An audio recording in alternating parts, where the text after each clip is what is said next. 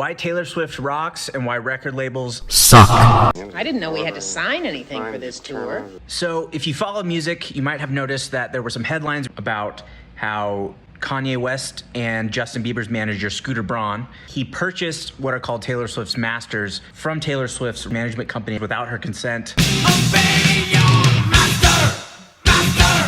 Right now, you're probably asking yourself, what does it mean to purchase an artist's masters, and how does it affect them?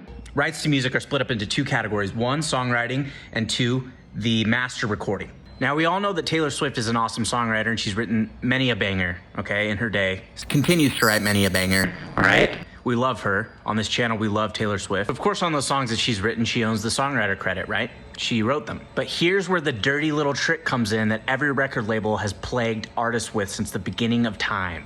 Master! In the majority of emerging artists' contract, it states that the record label or management company owns the master recording of said song. It's all there, black and white, clear as crystal. For a bunch of Taylor Swift's music, she wrote the actual music itself, but the record label paid for the recording sessions, the equipment, the producers, Etc., etc. right? Because before she was a multimillionaire, she was just a really good songwriter. But here's the dirty little trick that record labels pull, okay? So for every cent, every dollar that the record label loans you to make a recording, so they'll pay for the producer, they'll pay for the studio time, which is very expensive, by the way, they require you to what they call recoup. So once you've released your music and it starts making money, the artist makes $0 until the entire recording cost has been repaid to the record label. So say it cost $5 million to record Taylor Swift's 1989 album. Taylor Swift doesn't make any money until that $5 million is repaid to the record label in revenue. That makes sense, right?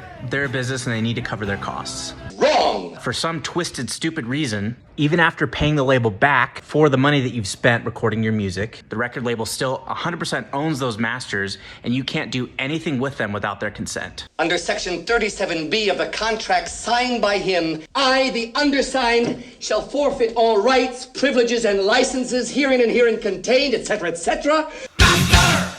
So you get nothing. You lose. Good day, sir. That's like taking out a business loan to build a bakery and then repaying the loan in full plus interest, and then the bank still owning the bread that you've sold. You're a crook. So that's why Taylor Swift is re-recording all of her own music right now, is so that she can effectively own it and do with it what she wants. The dirtiest part of all of it is that she has the money to purchase those master recordings and could have paid the bill, but apparently she didn't know.